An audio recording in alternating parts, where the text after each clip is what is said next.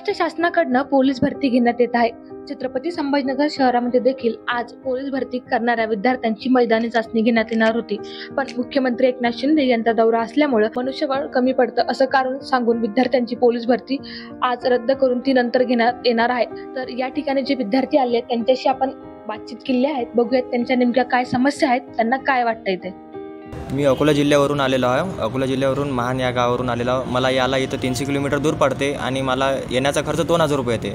तर हे माझी तिसरी फेर आहे। माझ्या याच्या अगोदर पण 2 वेळा असंच झालेलं आहे। इथं आल्यावर इथं राहण्याची व्यवस्था नाही आहे, इथं पाणी पिण्यासाठी पण नाही आहे आणि त्याच्यामुळे इथं विद्यार्थ्याचे खूप हाल होत आहे, कारण ते बाहेर झोपावं लागते पावसामुळे। इथं हॉल आहे, ते हॉल पण त्यांनी बंद केलेला आहे। इथं संडास बाथरूमला ते लॉक लावलेलं आहे। बाहेरचं जे संडास बाथरूम त्यांना गाड्या आणून उभ्या केलेल्या आहे, त्याच्यामध्ये खूप घाण आहे, ते पण कोणी सप्पा करत नाही आहे। आणि तिथून तारीख इथं आल्यावर कळत आहे, यांनी मेल पण टाकलेला नाही काही आहे। 7 वाजता 8 वाजता ते इथे त्यांच्या साईटवर पाठवत आहे। विद्यार्थ्यांनी पाहावं किती, आम्ही रात्रीला 8 वाजता इथं आलो, जेव्हा कुठं काय कुठं घरून 2-2 हजार रुपये हमेशा कुठून मागावं। पाणी पावसाचे दिवस आहे, मजूर वर्ग आहे आमचा, आणि वडिलाला 2-2 हजार रुपये मागावं तर कोण्या तोंडानं मागावं। हे प्रशासनाला कळायला हवं की तारीख पाऊस आज 2 तारखेला उघाड आहे, सर्व आहे, त्याच्यामुळे असून पण ग्राउंड कोरडं असून पण जर तुम्ही भरती घेत नसाल तर विद्यार्थ्यांना करावं काय, कुठून राहावं 2-2, 3-3 दिवस इथं काढावं कसे।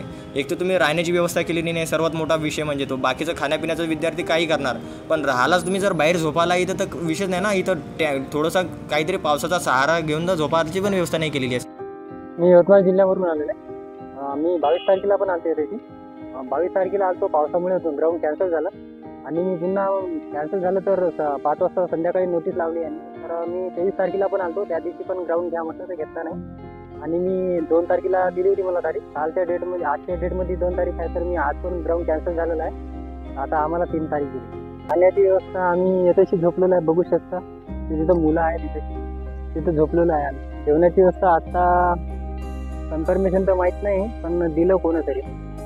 माझं नाव अभिषेक भाकरे, मी अकोल्यावरून आलेलो आहे। अकोल्यावरून खेडेगावावरून आलेलो आहे। हे माझी दुसरी चक्कर आहे तशी। पहिल्या चक्कर पण माझे 2000 रुपये केले, या चक्कर पण मध्ये पण 2000 रुपये केले। तिथं राहायची व्यवस्था नाही, ऑटोवाले त्रास देतात, झोपाची व्यवस्था नाही, तुम्ही पाहू शकता सर्वजण बाहेर झोपलेले आहेत। इथं मच्छराचा त्रास, संडास पण इथं सफा केलेले नाही आहे, काही नाही आहे। मुलांना घरून एवढे पैसे कुठून आणायचे, 2-2 हजार रुपये लागते आम्हाला परत यायला। त्याच्यामध्ये माझे वडील शेतात काम करतात आणि कुठून पैसे देणार आहे हमेशा इथं जेवायला पण व्यवस्थित काही नाही आहे। बाहेर जेवायला गेलं ते पण 2 पोळ्या देतात आणि 80-80 रुपये घ्यायले। या ऑटोवाल्याचा भरपूर त्रास आहे। आणि इथं माझा मित्र रात्री बिमार पडला, त्याला ताप आली, इथं बाहेर झोपला तो पाण्यात, पाऊस सोडल्यावर पाण्याच्या वसाड पण लागते इथं।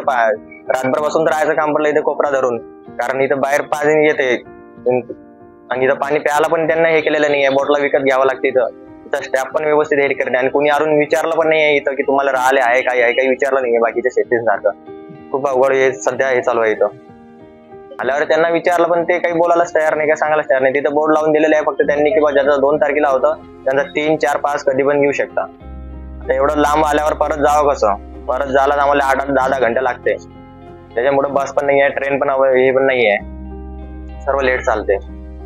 विद्यार्थ्यांनी मुख्यमंत्री एकनाथ शिंदे यांना विनंती केलेली आहे की लवकरात लवकर आमची चाचणी करून घ्यावी, कारण आम्ही खूप लांबून आलेलो आहोत आणि यामुळे आमची मोठ्या प्रमाणात फजिती देखील होत आहे, असं इथल्या विद्यार्थ्यांचं म्हणणं आहे। Apurva Talnikar, news 18 local, Chhatrapati Sambhajinagar.